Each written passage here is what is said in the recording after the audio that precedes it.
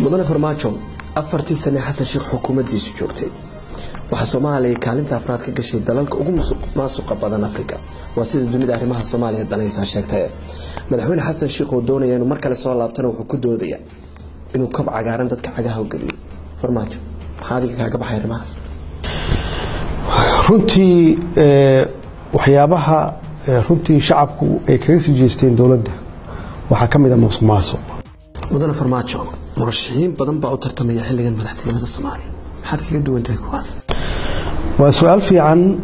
runtii waa wax loo baahan yahay inay xildhibaanadu isweydiiyaan murashaxiintan soo hor istaagaya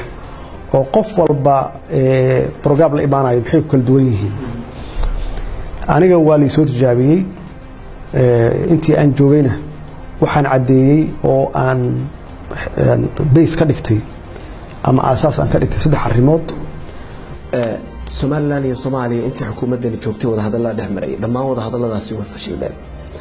shacabka labada dhinac waxa muuqatay inay si kala fogaanayaan hadiiba aad madaxweyne noqoto qorshe aad ku wajahaysa wada xaajoodka Soomaaliland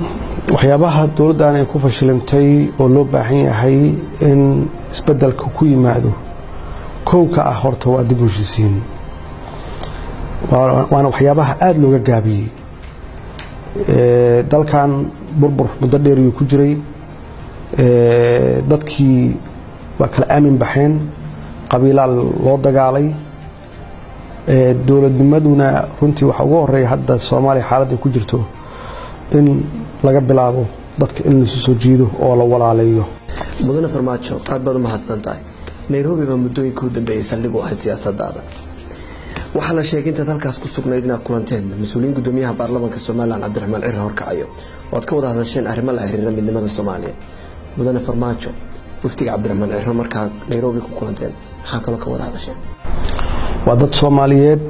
oo runtii niyad wanaagsan runtii doonaya caruurta Soomaaliyeed iyo mustaqbalka Soomaaliyeed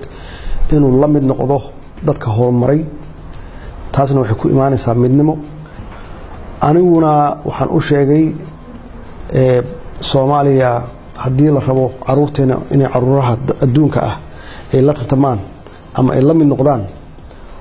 waa in madaxda Soomaaliya meel kasta ay joogaan inay isu yimaadaan ay mustaqbalka caruurtooda ay ka hormariyaan siyaasadda wafdigaasi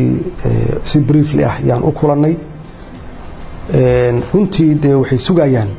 adigoo kale Soomaaliya imika madaxtinimada doorashada baad u tartamaysaa murashax mucaarada tahay Cabdiraxmaan Cirre kale waa murashax mucaarada Soomaaliland buu ka tartamaya nidaam siyaasadeed biyadigateen oo yaani qorshe siyaasadeed oo ku duraysa hadii labadeendu baa guuleysataan waxaan u hadalnay si Soomaalnimo ah